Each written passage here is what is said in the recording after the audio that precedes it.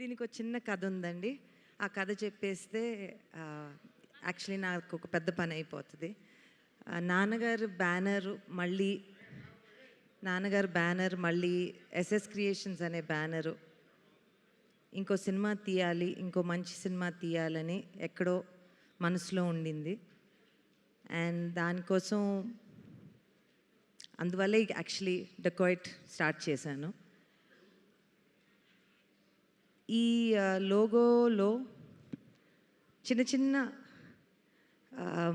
Symbols of things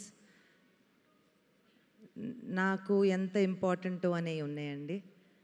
మా తాతగారి పంచ, మా అమ్మమ్మ కుంకుమ, మా పాప పరిగెత్తే పాప, ముందు నడిపించే తాత,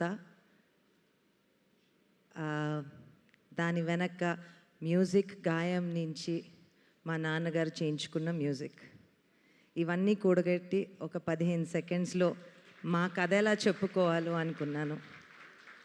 అండ్ ఇది ఎప్పుడో ఈ సినిమా మొదలుపెట్టే ముందు ఒక లోగో చేయించుకోవాలి అని ఎన్నిసార్లు అనుకున్నాను ఇవన్నీ పెట్టుకుని. అది అప్పుడు మొదలైంది. సినిమా ఎలా 2 ఏళ్ళు పట్టిందో అలానే లోగో కూడా నిన్న రాత్రే ఫైనల్ చేసుకున్నాం. దీంట్లో ఎస్ఎస్ క్రియేషన్స్ అంటే